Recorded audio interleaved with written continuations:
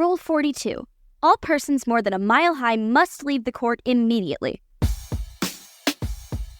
1, 2, 3, 42.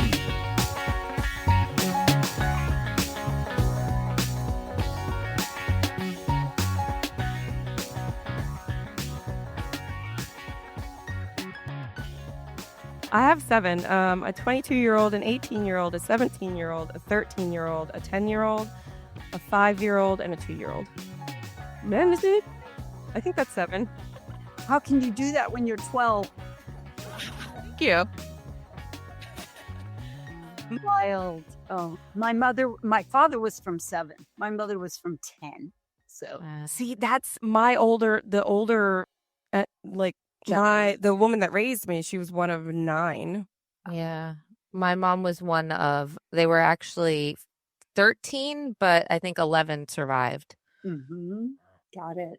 Well, yeah, I was So done. yeah. I have 5, but Oh my gosh. Wow. How old are yours? they go 22, 21, one will be 19, 17, and then 13 is my youngest. I, on the other hand, have a granddaughter who's 11 and a half. Oh, that's a fun age. And my children are 50 and 47. So maybe the combined ages. Does she know about grandma's rock and roll lifestyle? Yeah, well, She does. All right. Let's get into it. yes. Yeah, definitely. So sorry. We just started talking like, we're all besties.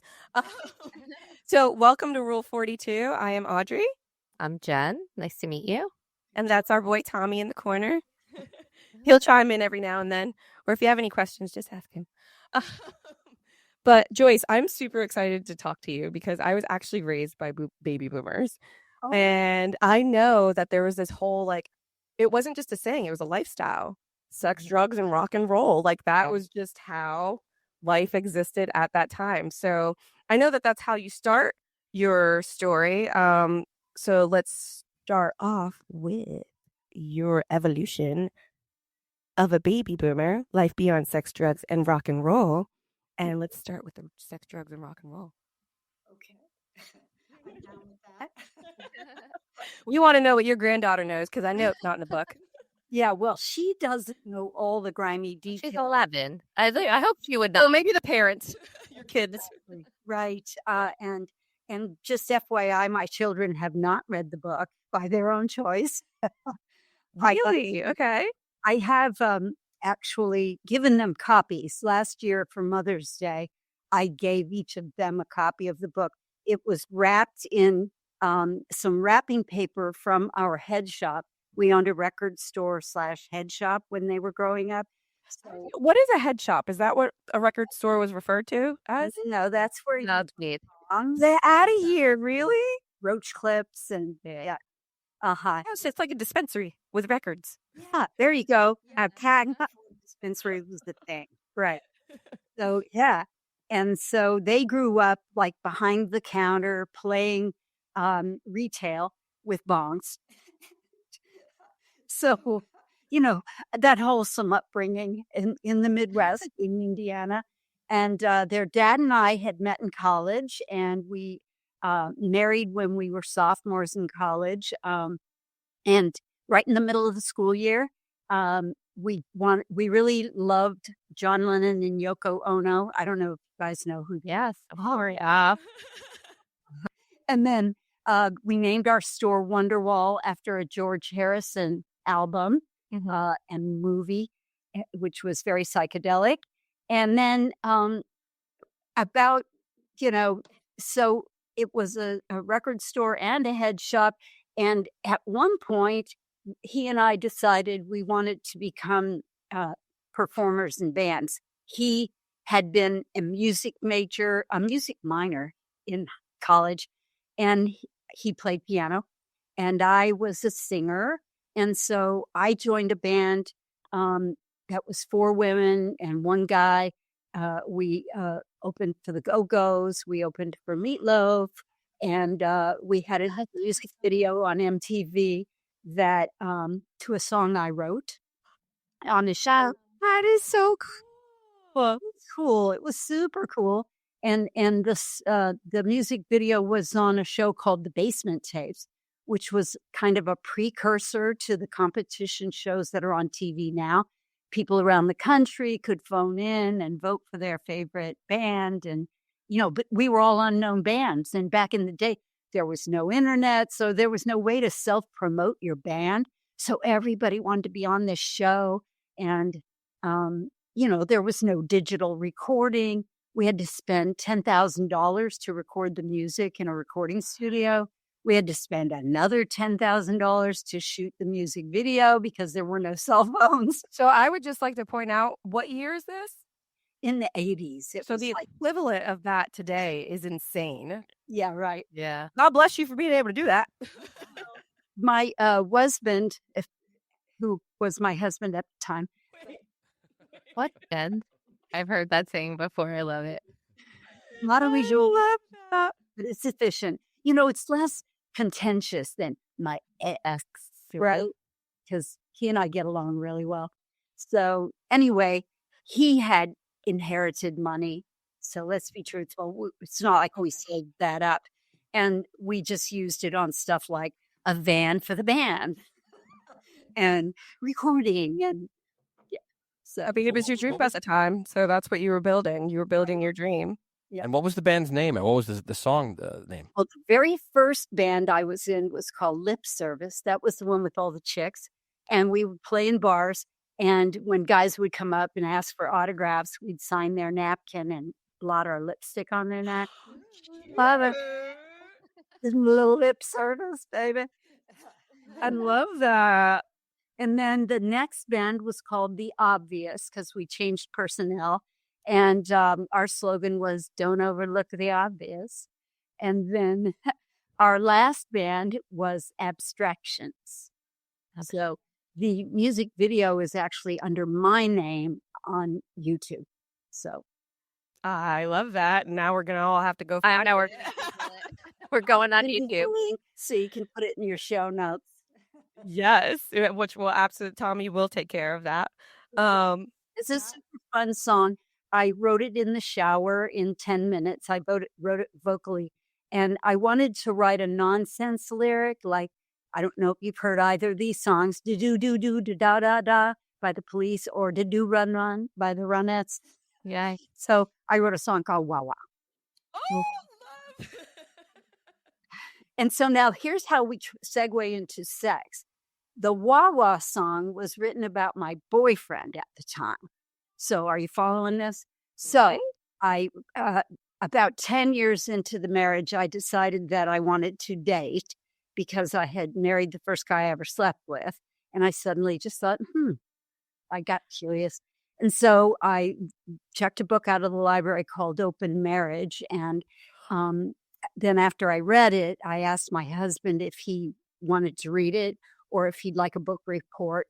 And then I said to him, I want to start dating. And so the way... So two things. One, how long had you been married at this point? 10 years. So you were how old? Let's see. I got married at 21. So in your 30s. Okay. Early 30s. Just got curious. And so I gave him an ultimatum. I said, either I can move out and date or we can try this open marriage concept. And so he agreed to the open marriage. And so I started dating, but I immediately met this guy that I was wild about and just couldn't quite get enough of. So his name is, he is the one the Wah Wah song is written about. Nice. Oh, so it wasn't even the husband. No, it's not a husband. Hello, Potois. You make me dance, ooh, baby, wah. You move so good, wah. When we romance, ooh, baby, wah. Love it. Yeah. Anyway, and then Also to have that experience, to feel that in your 30s. yeah, I That did. like it's such an amazing just having this bond with someone.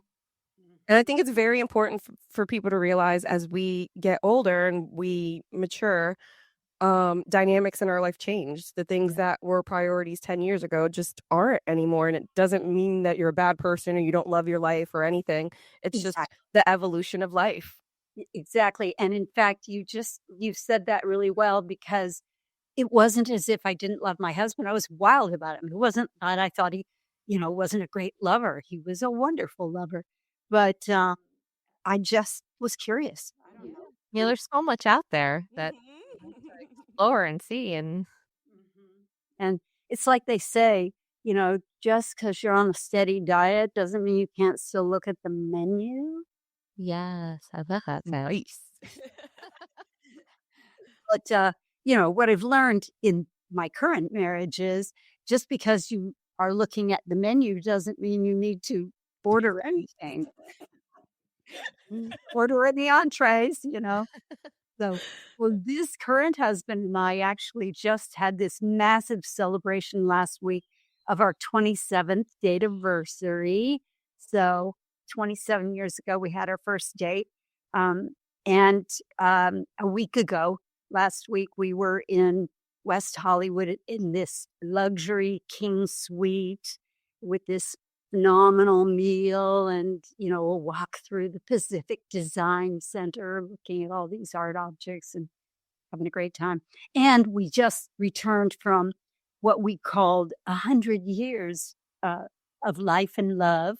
That was our trip that we took over the holidays, celebrating my 75th birthday, which is going to be amazing. And you look amazing for 75.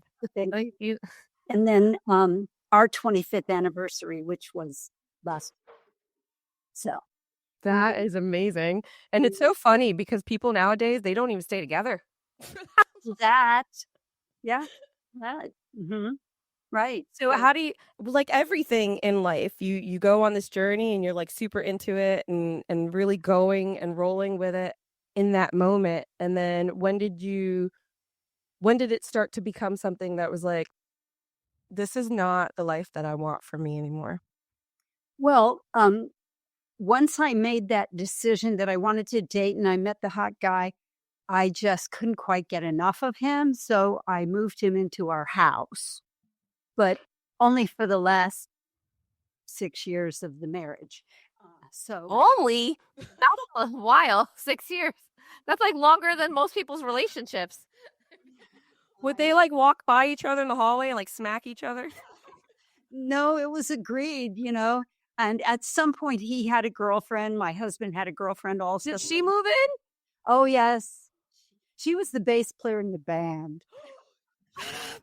Keeping it all in the family. Exactly. So she left her husband and no, here's the thing. She proposed the same thing to her husband, Okay. And he was like, fine, I'm out. He moved out. Like, I'm out. He wasn't putting up with her crap. But for everyone. So then, yeah. I mean, that he had like a normal reaction for it. I mean, we're all different, right? Each one. My husband was just more mellow, and it was like, whatever. In fact, his actual response was, well, okay, we'll try this. And then whatever kind of flip out I do when we're in our 40s, you'll have to just be cool with that. And I was like, oh, I'm making no promises. You cannot lock me into that. Thank you very much. So anyway, yeah, so he had her living there. It was a huge house, by the way. It was like, it started out about 2,500 square feet. Then we had a big fire. Then it was 4,400 square feet after the fire, whatever. You'll have to read the book. So there's so many components to it too. Right. So obviously we won't be able to get through this interview, like every key point in your book, but I think it's so important to like these little teasers. Exactly. Yeah. So, and in the book, I basically say this happened. I wrote a song about it, and here's some of the lyrics. And then there's an audiobook version. And in the audiobook, I say this happened. I wrote a song about it, and a recording of my band playing the song comes in. Oh, I love that. That's cool. That is very cool. Yeah. Well, I was listening to a few other people's books. I think Melissa Etheridge had done that. She was like, "Oh, and then here came this musical interlude. And at the end of the book, she said she was recording at a studio right down the street from me in Burbank, because I'm in Los Angeles. And I was like, I know B&B Studios. I'm going over there. I'm going to record my book there, and I'm going to put my music in there. And so I did, which is sort of how I've lived my whole life. It's like, get an idea, go do it, and then blah. Oh, I own a store. And you weren't originally in Los Angeles. When did you transition to Los Angeles? At age 40. Okay. Yeah. Pivotal time in a woman's life. Right. So, yeah, as I turned 40, I got divorced. I decided I was coming to LA to pursue my dreams because my bachelor's was in theater. And I also had a second major, which was education, because I thought I'd be ready for a backup, career in case. So while I was here in Minneapolis, well, yeah, yes. You always need a plan B or CD. So I moved to LA, and I right before I left Indiana, my children announced that they weren't coming with me. And that was traumatic. As moms, you can probably understand. How old were they? 13 and 16. Oh, yeah. Those are hard ages to move them away. And they were girls, and they were like not coming. They were staying in what I thought was Goober, Indiana, and refusing to come to groovy LA because they were kind of over me. Because you can imagine, growing up with a mom acting like this, they were just like, yeah, no, bye. So that was traumatic, and it actually was the beginning of the change in my life. What was wrong with you? Other than just smoking pot every day, all day, and, drinking to oblivion, not a thing. No. Okay. So that was all part of your journey up until that point. It wasn't just these experiences you were having. You were also including drugs and alcohol in it. So you made sure to fulfill that whole role: sex, drugs, and alcohol. that entire phrase, the sex, the drugs, and the rock and roll. You're like, this is not just a saying. I'm going to live it. And then you just decided one day. Yeah. And then you just decided, was the transition to LA to change your life, or did the change end up happening because of the decision that your children made? Everybody who made decisions other than me influenced that. So I thought I was just going to bring the boyfriend, come out to LA and party down. And I thought the girls were coming with me.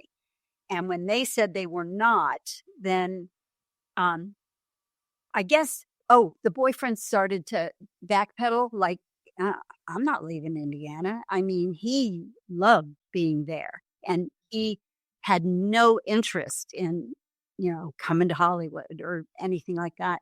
So I had started going to two things. First of all, he was an alcoholic. Now, that's probably not a shock, right? You ask a guy, hey, you want to come live with me, my husband and our two kids? And most folks would say that didn't work. But if you're an alcoholic, it's like, yeah, hey, whatever, So he was a drunk, a loving, beautiful drunk. But I had started going to Al-Anon. I don't know if you've ever heard of that. It's for friends and family of alcoholics, support group 12 step. Is that like AA? It's for the family members of the alcoholic. Right.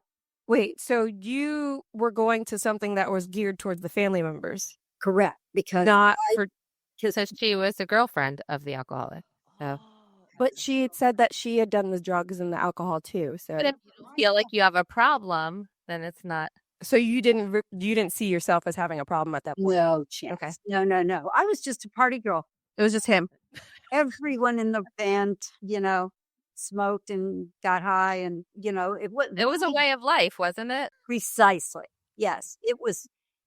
And who do you think frequents record stores and head shops? I was surrounded by drunksy stoners, and here's the way I drank.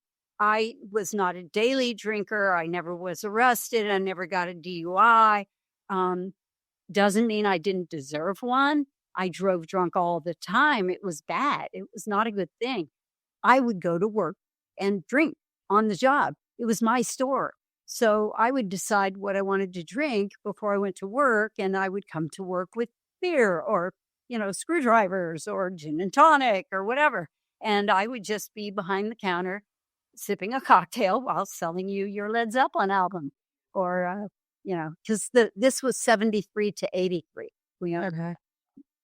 And so I had been going to Al-Anon, and then right before I left Indiana, I started going to therapy.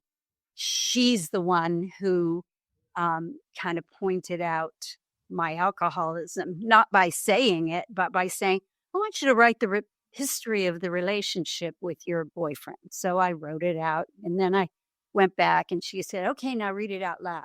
I was like, what? No, I had no intention of saying this out loud, but in the 12-step program, that's actually part of recovery. It's like you write out all your history and then you read it out loud to somebody. And so after I did that, and she said, okay, now go home and write the history of your relationship with the husband. And basically she was saying, have you ever had sex without being loaded?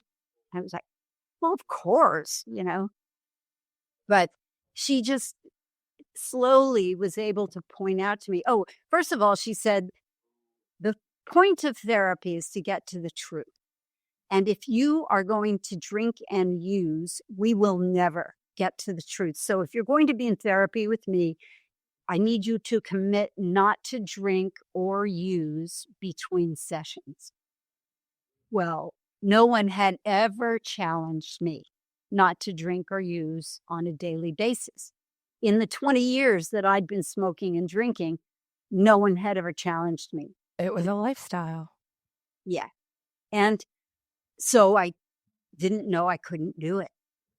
I mean, I'd go back every week and she'd say, did you drink? And I'd go, well, I was at a David Bowie concert. Who could not have a beer at the David Bowie concert? Yeah, I'd say, that's unreasonable. Or I'd say, I didn't buy any weed. Does that count? I only smoked other people's. I just want to point out you didn't make it a week. And I was I was horrified. I didn't know that Now, were you putting the effort in to not to, or was it just like you would excuse it whenever it came up? I would try. I mean, I announced to everybody, don't anybody, sell me any drugs. You should have made that a little bit clearer. I should have said, nor should you let me put jobs in joint. But yeah. You're like, all right, she doesn't have money for it anymore. Here, you want some of mine? Whatever works, man. Yeah. So, that's how I knew. That's when I realized, oh, maybe I too am powerless over alcohol. And in fact, part of the Al-Anon program was they said, we suggest that you go visit open AA meetings. There are open and closed. So open meetings, anybody can go, observers, therapists, whatever. But if it's a closed meeting, no one's allowed unless you raise your hand and identify as an alcoholic. So I was going to open AA meetings, but I was going and, and I would justify it. They would take a smoke break and I would say, see, they smoke, I smoke, we all smoke. The fact that they're smoking cigarettes and I'm smoking joints is just kind of a minor detail. I mean, it was AA. It wasn't. What's the other one for drugs? NA. There we go.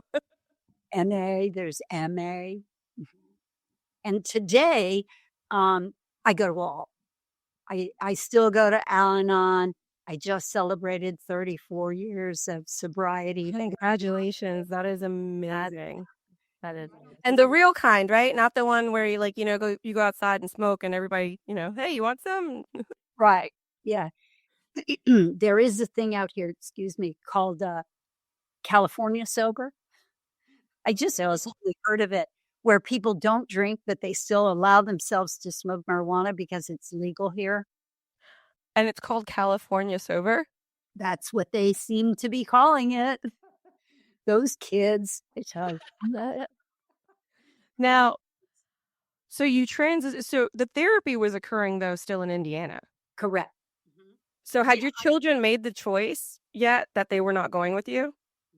Okay. So that was a part of why you started the therapy? Yeah, I sort of wanted to be as physically, mentally, spiritually together because I was coming out to Hollywood to try to be a working actor, and I knew there were enough odds against that ever happening. I just didn't want to give anybody any more excuses not to hire me. Like, oh, she came to the audition. Huh? And you made this decision in your 40s. At age 40. Mm-hmm. Yeah. So, and it was weird because I had never once ever in my life lived alone, and I was 40. I had never once ever in my life not had a partner since the first time I ever slept with a man. I had never been without my children and for 16 years. And here I was all by myself in La La Land. So On top of everything, so we do so many interviews with women, and we find that 40 becomes this like your whole life just changes. Like the way that you look at things, the way that you take information in, the way that we feel about everything around us just completely alters. And it seems to be very pivotal at 40. interesting. Well, my daughter turned 50 last year, and she left her partner. And I married my current husband when I was 49. He, by the way, was 37. He is. I actually remember seeing that in part of your book. It says something about that. And I had the same reaction. That's like these memes now that have like Cher and like her boyfriend. And they're like, don't worry, ladies, your partner just hasn't been born yet. Yes. When he and I got together, we joked that had I taken him to my senior prom, I'd have been taking a first grader. Folks might have frowned. I have to say though, I found your video as we were talking, and Joyce is gorgeous. She looks like Emmy Rossum from Shameless, but dressed up like Pat Benatar, dressed completely like Pat Benatar, like full set. Yeah, I will share the link, but it's pretty cool, and it's peak '80s video. So you guys will like it. Voila. But I could see why these men were okay to just live with you, but other men because she was gorgeous. So good for you. And the guy in the video with the torso with no shirt on, that was the boyfriend. Wah. There we go. Right? And the guy who is the mechanic scrubbing the car, that's the husband. That's our original children. Link will be in the show notes, people.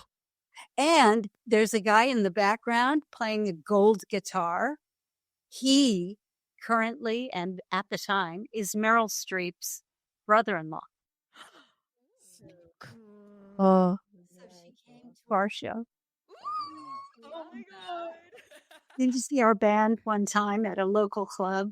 That's amazing. Do you see this old video and do you say, that Emmy Rossum does look like me? Has anyone made that connection yet? I have not. You got her. She's gorgeous. So. Told me for years that I look like different people, Rita Moreno, and I don't know. So my 10-year-old will refer to that as pretty girl privilege. Oh, okay. I've never heard that phrase. I got to write that down. Girl privilege. But Joyce had the 80s. She had the 80s haircut, so like half her head is buzzed. The other half is puffy. So you guys will see this video. You're going to love it. So 80s. Pretty girl privilege.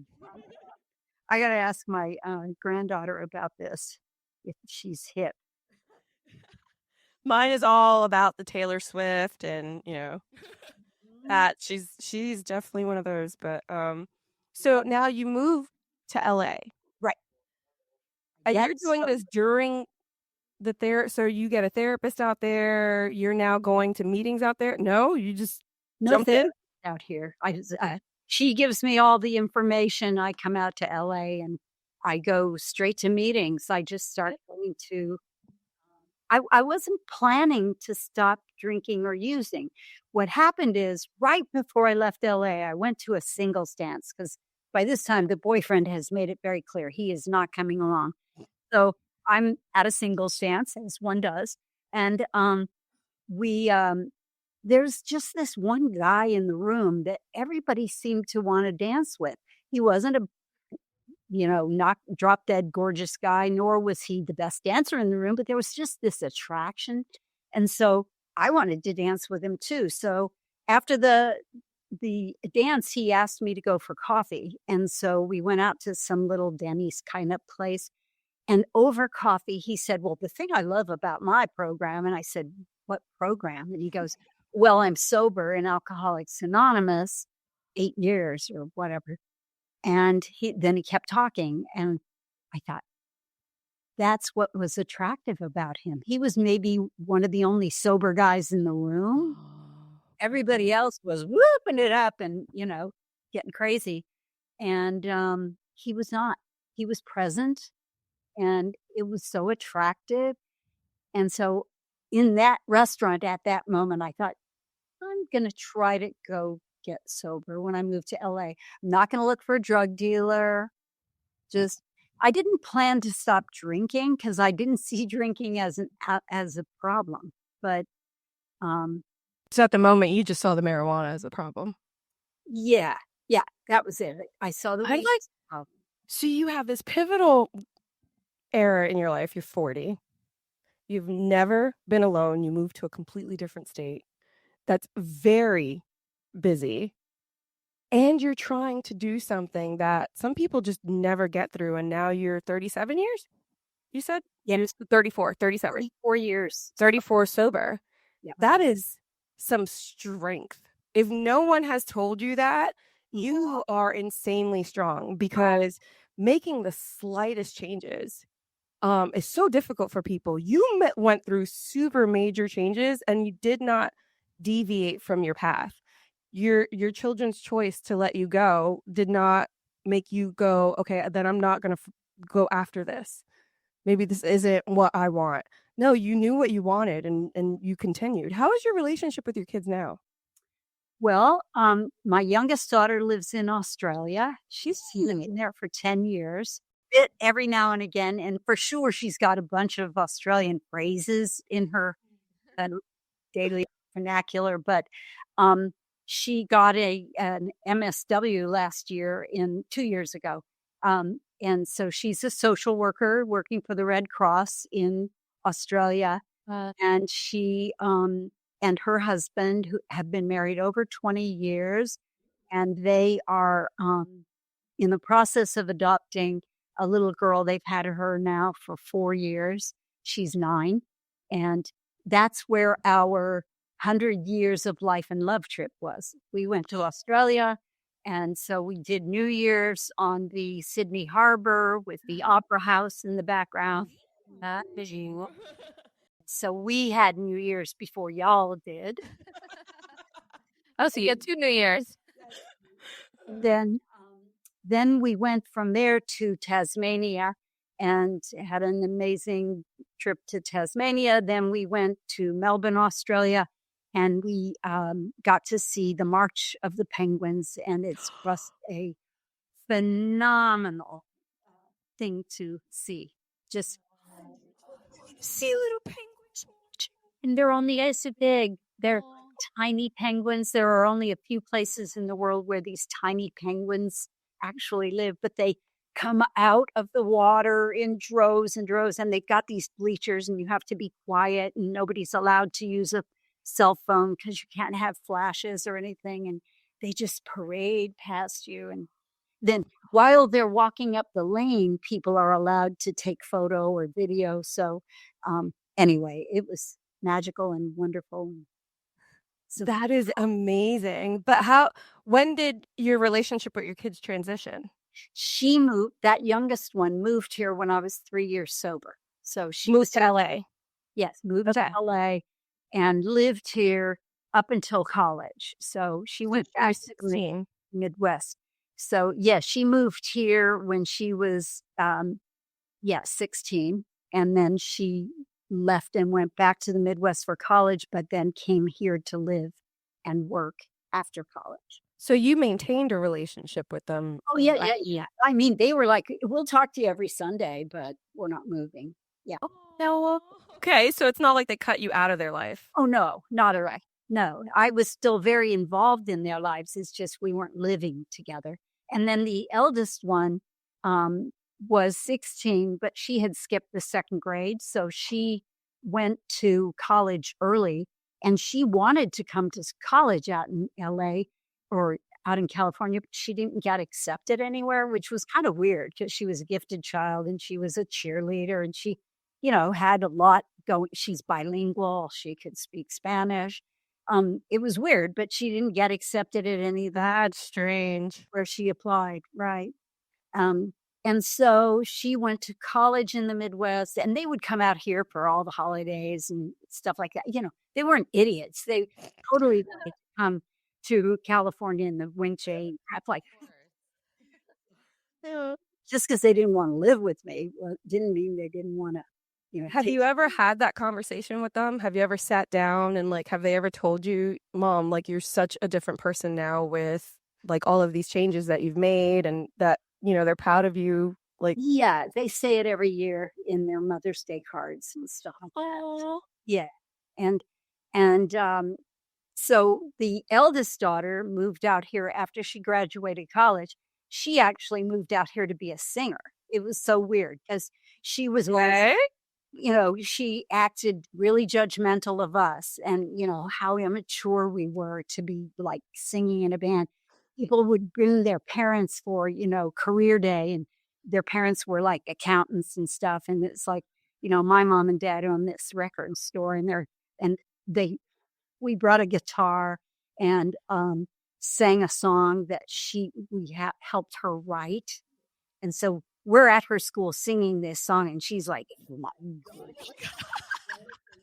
Yeah.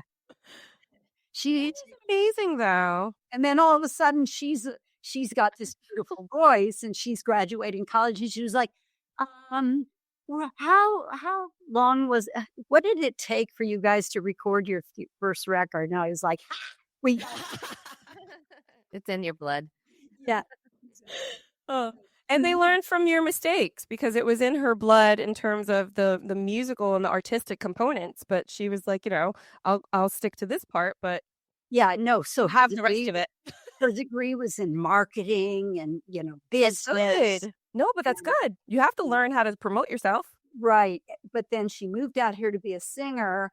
And next thing you know, and I said, well, you have to get a job. So I forced her to take this thing called the CBES, the California Basic Education Skills Test, so she could become a substitute teacher. To have Okay. Okay, so fast forward, she's now been teaching. She went and got a teaching credential, and she's been teaching since she was 22, and she's 50. And That's amazing. she's a phenomenal teacher. She teaches AP statistics and Oh, wow. I don't know. Don't they say when you smoke, it kills your brain cells? Maybe he killed your math ones. So did you ever end up getting casted in anything? well, so what ended up happening is I had been teaching college for the last 5 years that I was in Indy. We had closed the store. I had gone back to school and gotten a master's in radio and television with a minor in guidance and counseling. And then I started teaching college. So I taught public speaking and interpersonal communications and blah, blah, whatever, all these classes for 5 different universities, one school all the way through. And then other schools would say, hey, can you teach a class this semester type thing. And then when I moved to LA, that's what I ended up doing. I ended up getting a teaching credential in special ed, which was totally not something I was planning. But as I was subbing, I realized here was the thing. In LA, any acting job that you want, there are a bazillion people who want that job. I wanted a day job where they needed me more than I needed them, no matter how much I needed them. And so I saw that if I agreed to sub in special ed, I always could get a gig, right? So then I thought, it's hard to be a sub because everybody behaves their worst. Not how you behaved, but I was a nightmare when there were subs. So You wouldn't show up to walk in and be like, yeah, no, we'll hop back out. no, not quite that bad. I'd just be there and just be disruptive. Stop. And one time in Germany, Prefer me not there. I lived in Germany when I was a kid. And Vielleicht sprechen Sie Deutsch? yeah, you can. Oh yeah, my accent was amazing. And I moved back from Germany when I was in 8th grade. So the main phrase that has stuck in my brain was, ich wünschte, ich hätte mir Gelegenheit, Deutsch zu sprechen. Oh my God. I know.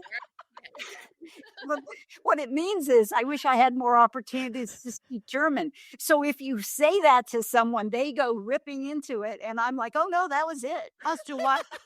That was my line. What are you doing? So anyway, so yeah, I started subbing, and then I realized subbing was harder than the real teacher's job. That's what I thought. And so I went and got a teaching credential, and I taught special ed for the first 23 years that I lived out here. And during that time, I was always in the Screen Actors Guild, the AFTRA, which now is merged, American Federation of Television and Radio Artists. And I always had an agent. But if you're a full-time teacher, you're not really available for acting, if you know what I mean. And then there's this other thing I forgot to mention. I had Graves' disease. Right before I left Indiana, I was diagnosed with Graves. And so For those unfamiliar, so I was a medic in the military, but for those unfamiliar with Graves' disease, can you explain to the audience? yes, it makes your eyes bulge. So my eyes were very bulged forward. And when I was subbing, kids would draw pictures of me, and the eyes would be the whole page. What grade were you subbing for? Yeah, just wherever. So, and I'd see them on campus, and they'd say, "Hi, Miss Frog Eyes." So, No, they would not. To your face. With people. junior high, come on, they're just Love trying you. to really see. They're not being mean. They're just like, you look like a frog. No, Tom is covering his face. Like, that is so mean. So mean. But see, I looked at it as feedback. I thought, thanks for sharing. Clearly, I'll need to go get. Let me change my face. Did you get the surgery? Did you surgery? Yes, I did. So the first surgery was they slit my eyelids and then stretched the nerve because the eyes were so bulged they wouldn't close all the way. There was always this little. Oh my God. So when you were sleeping, people were probably like, I had to have my head elevated. Yes, so that the eyes would be more closed. But whatever. It's bad. But here's the worst thing. I had to be awake for the surgery. no, you didn't. I did because My eyes would be bulging then. they didn't want to stretch the nerve too far. Right? That's crazy. It was. Was this the first major surgery you went through? Well, other than the tubal ligation. Back when my daughter was 2, I thought I was pregnant. So you with all your children, I thought I was pregnant, and I was like, no, if there's a God, please, I only need one thing in life, just one period. That's all I need. I promise I'll get it fixed. And I started my period, and I called Planned Parenthood, and I said, I want the name of the doctor who's done more tubal ligations than anyone else in the city. The guy who can do them with his eyes closed. So they give me this guy's name. And I call him, and he goes, so do you want them tied? Do you want them burned? I said, tie them, burn them, tie them in a knot. He's, but you're young. I don't know if your insurance is going to cover it. I said, write this down. if this lady has any more children, she's going insane, and then you will have to pay for her to be institutionalized. So he goes, I don't think they're going to go for that. I said, write it down, because that's the truth. Did he? He wrote it down. He paid for the surgery. Right. So for those listening, there is a loophole. Well, there was a loophole. That was the 70s. Some loopholes haven't closed. So after your eye surgery, when you go back to school, you walk by that kid, you're like, what do you think now, Billy? Well, no, I used it when I was subbing. So after the surgery, I was all black and blue and purple, and it just looked like I'd been beaten to death.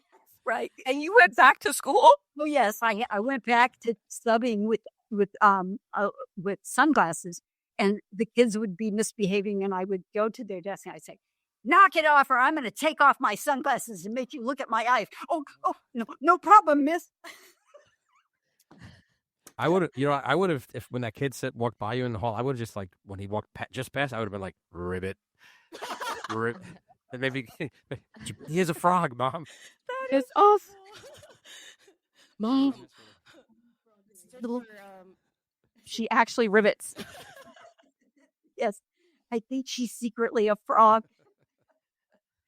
Oh my God. That's great. So do you ever look at your story and realize everything that you've gone through and experienced in a very short period of time? Oh, yes. Graves' disease, challenging yourself to become sober, making a new life in a new state, getting a new career, switching paths, finding the people that you needed to, and all while still maintaining your meetings. And you said you went to more than one of them. So, that's holy crap.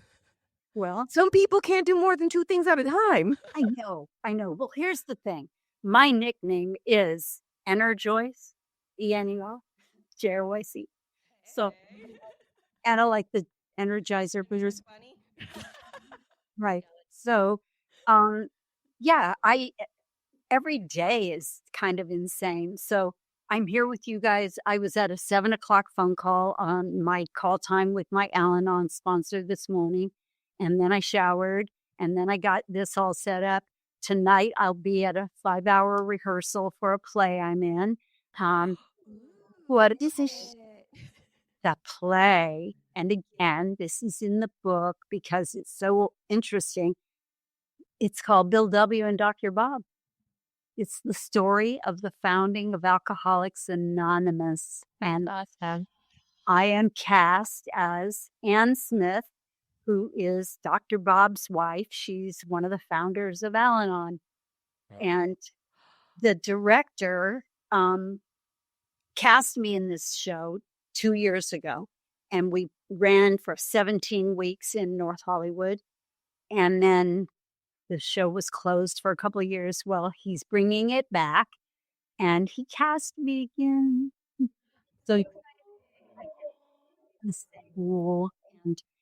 and I'll be doing 2 performances on Saturday, February 22nd, which is my 75th birthday.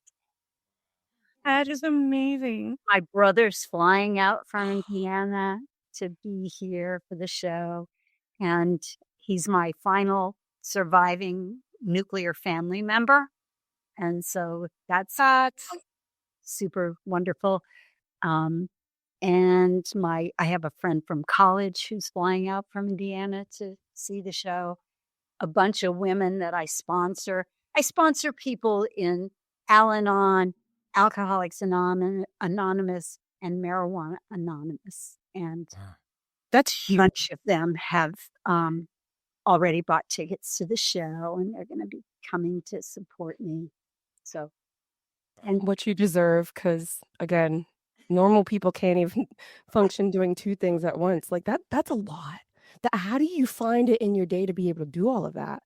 How are you just not drained? Because you have an energy about you that is amazing. I have to tell you, Yeah, you light up a space. You do not seem like you're 75 at all, or even close to it. You just seem to have so much to give to the world. And you have been, and it's crazy. And God bless you for that, because that is. Well, I know it's not normal, and all I can say is it's a blessing of the way I was manufactured. But I mean, I just came out of the womb like this, and my mom actually, my daughter took a video interviewing my mother at some point, and then when my mom passed away, she died very suddenly, and this video was played at her memorial. None of us had ever seen it because the kids who shot it hadn't finished editing it. But so here we are at her memorial, and there she is up on a screen talking. And what she said about me was, she was a live wire from the time she was born.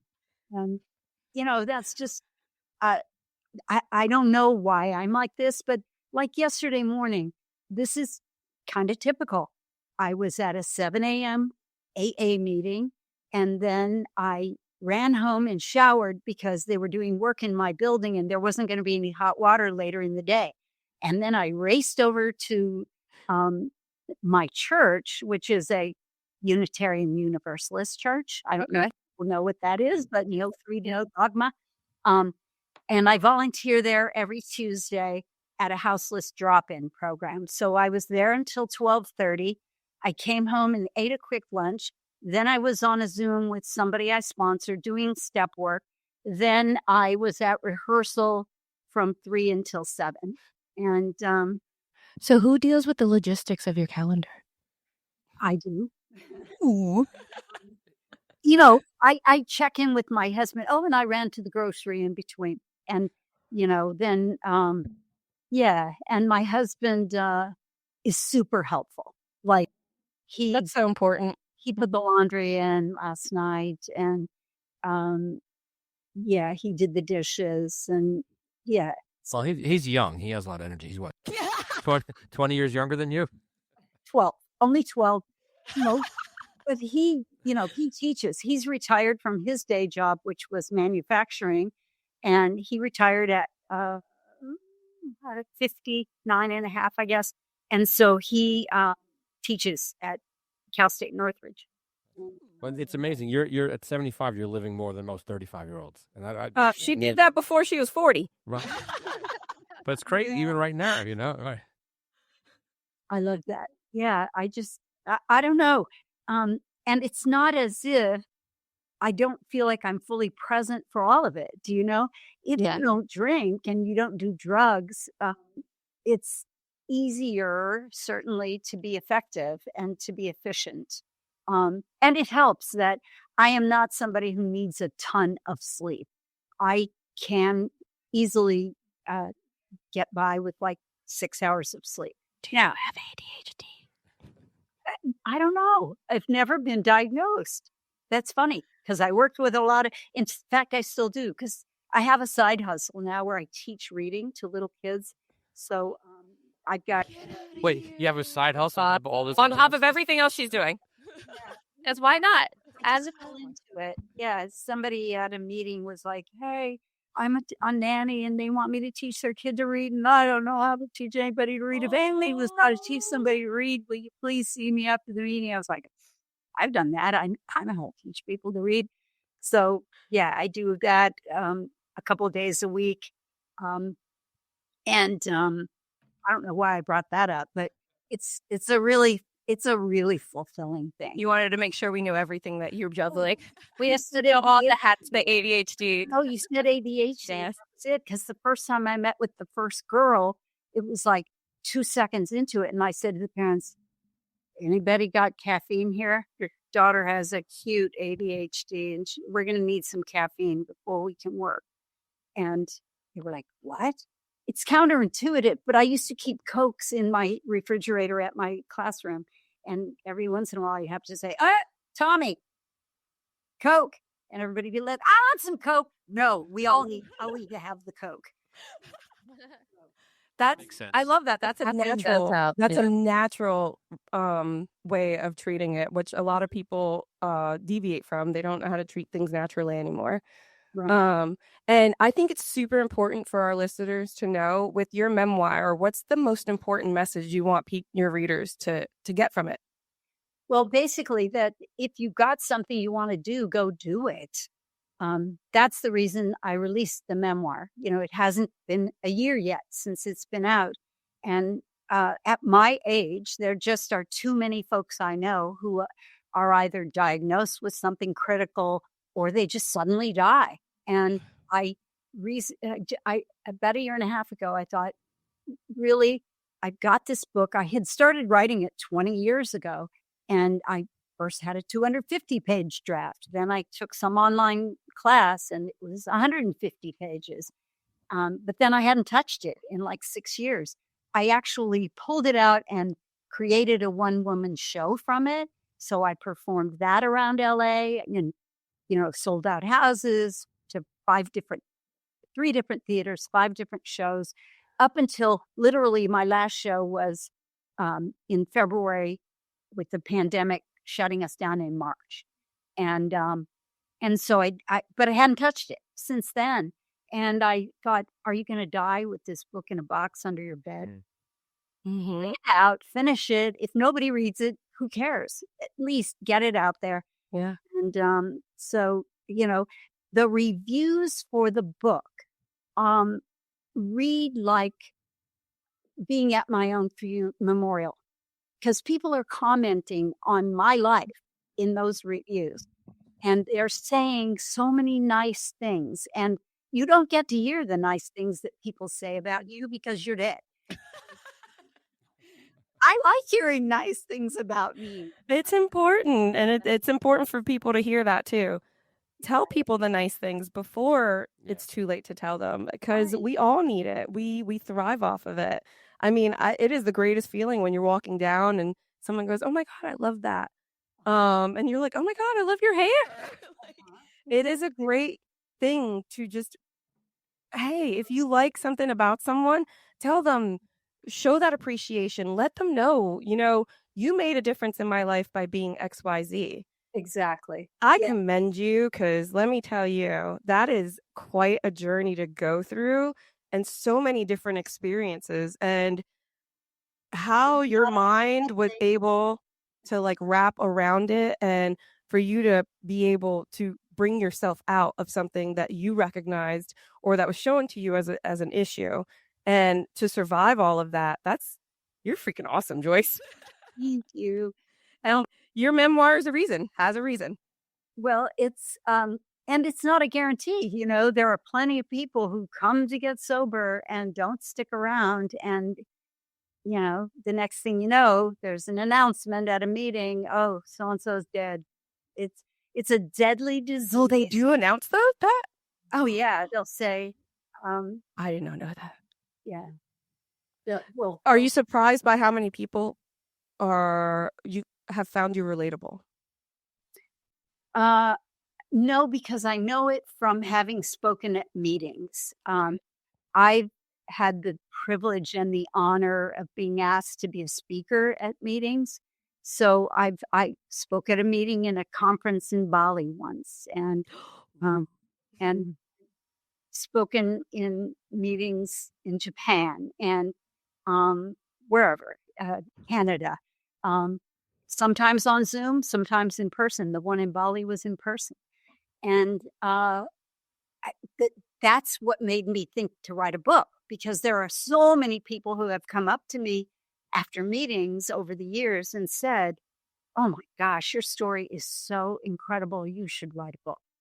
And so, whatever.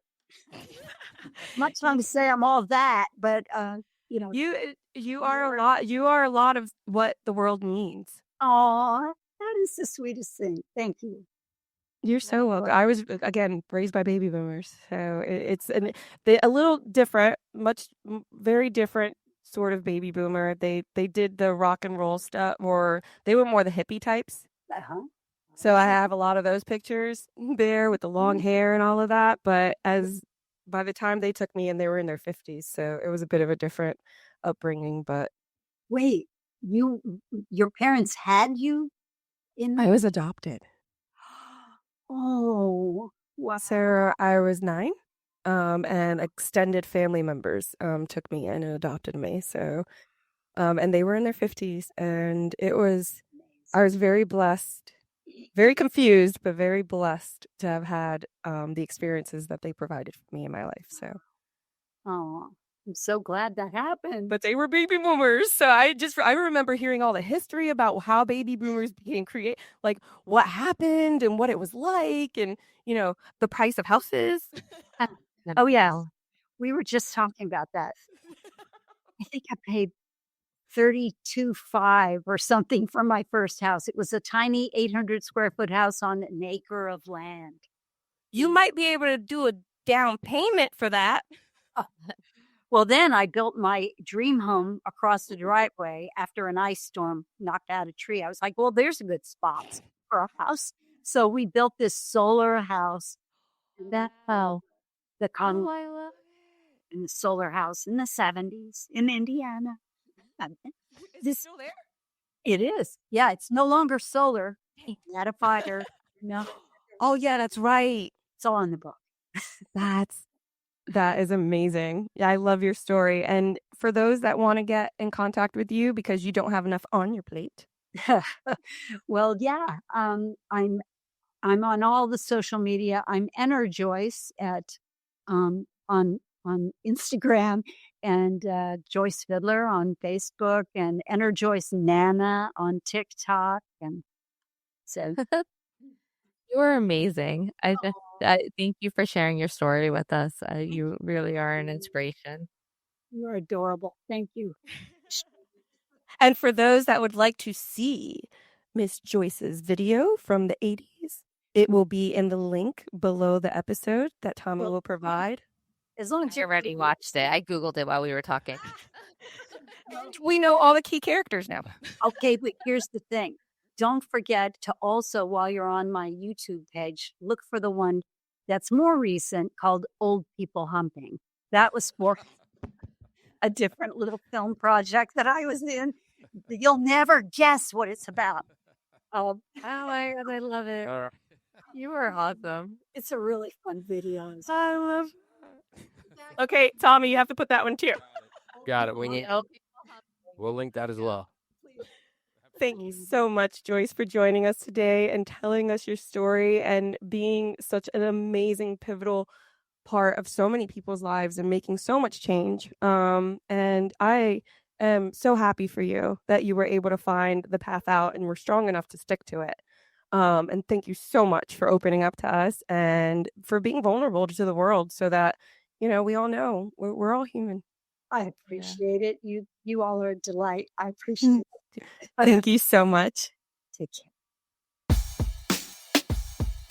1, 2, 3, 42. She was awesome. Absolutely love her. She was awesome. Talking about living life. Holy cow. Holy shit. Yeah. Dude, but not just living life. Like, I don't think people realize, we are starting to realize it as we're getting older, like how much each, what is that thing? Each generation, like each jump in your age, like every 10 years, something changes within you. And it's not stuff that you see coming or that you can prepare for.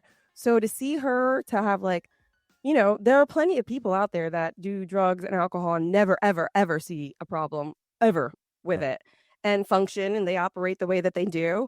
There are people that their kids would be like, oh, I'm done with you. Yep. And they would be like, all right, well, fuck you too. So it's so good to see that, okay, she took it. She felt it. It did hurt. She acknowledged that. It made her kind of look at things a little differently. But she did it. So she's an amazing woman. And now she's trying to help those around her experiencing the same thing through it. So that's Well, she was like a huge sandwich, and she kept adding layers.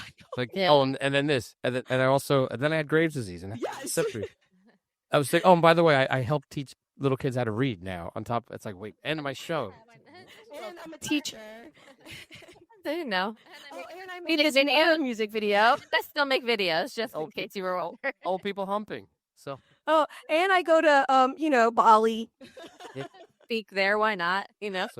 yeah, she's very humble, and also just talking about talk about living. That's really Yeah. Yes. so. And she's not it's so crazy. She's not like a victim. She doesn't have that victim mentality of, well, I did the X, Y, and Z because of this. I am a product of what was around me. That's all life is about.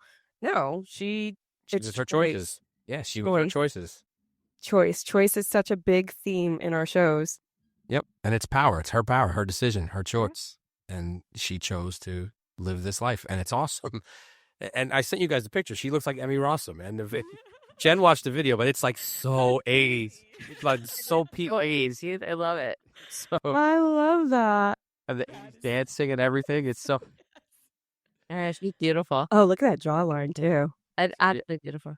yeah. So it's super cool. So we'll put that video in the show notes and people can go watch a person. And don't forget the humping old people.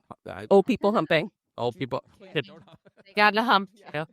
Don't forget to hump old people. Okay. It's just Rule for today: go hump an old person. I mean, well, what's old actually? I mean, damn, we're old, aren't we? So maybe hump a middle-aged person. Beepsies, don't hump me. Hump a middle-aged person. Listeners. Me, please. Now that I was thinking about what I said, you know. and if anyone would like to recommend what is considered old, we would love to know. Well, no, you depend. You talk to a kid like freaking 20. I mean, 20, yeah. Think about when you were a kid, you know, there were teenagers and then there were just old people. Everybody else was old. Jen and I had this conversation. Think about when you were a kid and you thought people our age knew life. Like they will. Well, now at this age, I'm like, I don't know shit. 40-year-olds are supposed to get their shit together. Like they're like It's pretty eye-opening probably for all of us and anyone listening in our demo. Like when you have that conversation with the kid and the kid, you see the look in their eyes like, oh, you don't know shit. That's real eye-opening. Like, wait, you're not this magical God who knows all the answers. Okay, good. So that's an eye-opening moment for a kid, you know? It is. yeah. And we don't know shit. We try or we fake it. We try. Fake it till you make it, right? Fake it. Yeah, fake it till you make it. Yeah. Kind of go through, kind of knowing a little bit. Also, I really thought that this was going to distract me, but it actually helped. What did? Oh, that's the thing we got at Fivewits. Yes. So it's constantly changing and it's sitting off in the corner. And I thought it was going to be a distraction for me, but it kind of it gave me something to pay attention to while paying attention. It's kind of like your mind has to kind of focus on various things when you're only using a certain percentage of it. So it gave me something to kind of deviate to. So Audrey's describing it's like What is he doing? it's like a 16-sided device. What is it, shape? on? More than that. Oh, maybe how many? It looks like a 12-sided. I don't know what. Got It is. more than Yeah. 6 heads. Well, but remember, it's there's mirrors inside. Right. Oh, true. Yeah. So we actually. So I get a little pat on my back because Audrey is the hardest person to get gifts for. Jen can probably attest to this because she has everything. I mean, she is like, no, I don't want it. You don't get me anything. But so one finally worked. So I'm glad that one gift, one small little gift worked for Audrey. Because what do we get for your party? She's like, nothing. Where do we go? She's like, nothing. So Because I don't think that people realize the most important thing to me is having the people that I love around me. And that's such I realize how hard it is. And I don't need anything from anyone. I just want your presence. Yeah, just spending time Not together. presents. yeah, right. CE, not CS. But yeah, that's good, and that's awesome. That's wonderful because it's hard, but it's also cool that and you do that. And Jen can tell you this. Anyone who knows you can attest. You like to just have people sharing these times, whether it's at a game or a concert or a party. So that's super cool. So yeah, that's awesome. Yeah. So you're letting look, With that joy. and you guys are and Joyce, and you guys are on that same path. You're hitting 40, 40s, early 40s. Maybe it's time for you guys to move to California and join rock bands. I'm leaving. Dude, Moving out, guys. We're going to start our acting career. On the phone, guys. you're right around her age. Can you imagine that? You're like, all right, No. I'm out. No. That's why everything that I've gone through since turning 40, I couldn't imagine also doing that. Yeah. Well, I mean, hey, sometimes change is good, And for her, it definitely worked out in the positive. yeah. Yeah. Maybe you need to be a rock singer. You are a singer, so why don't you Hey, maybe go after her? we're California, we're coming. California. I just hope that myself and anyone, and you guys and anyone listening, can live a life as fulfilling as Joyce did. Because Oh, absolutely. Joyce does. That's awesome. Absolutely amazing person. And she still goes. She seems like one of those that are just going to keep on going, and then just one day, like, I'm done. See ya. Going for a nap and not waking up at 89 years old or whatever. but the day before, she would have been, sponsoring, like speaking to all her sponsors, gone to all her meetings, probably performed in something.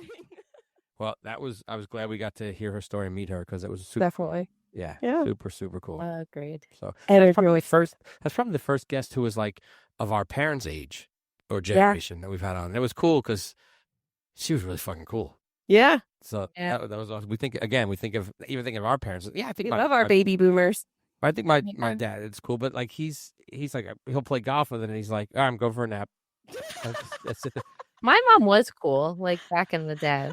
She got uncool as she got older. Yeah, it happens. See, Joyce just stayed cool. Like my mom, was really cool in like the 70s, like 80s, and then like it just went downhill from it. She just Fuck this, I'm done. became like old blind grandma who speak her living room. Yeah. Well, I guess again, it's choices. You get to that age, and you can choose if you want to just go lie down or if you want to go be nonstop like Joyce. So And who says you can't still go out and do stuff at 70? Like, no rules. I think people just decide. Like, I'm old, leave me alone. I'll let you guys know. To let you guys know in about 20 years, you can let me know in about 30. All right. Deal. You can go through it first. That's gonna come fast.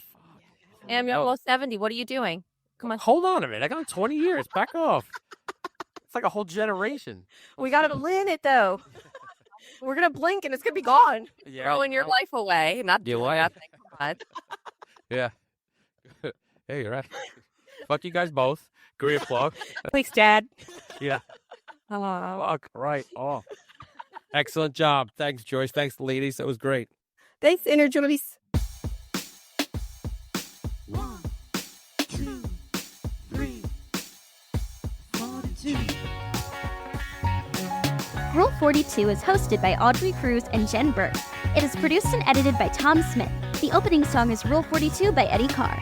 Rule 42's artwork was created by Aubrey Cruz. And I'm your announcer, Molly Smith.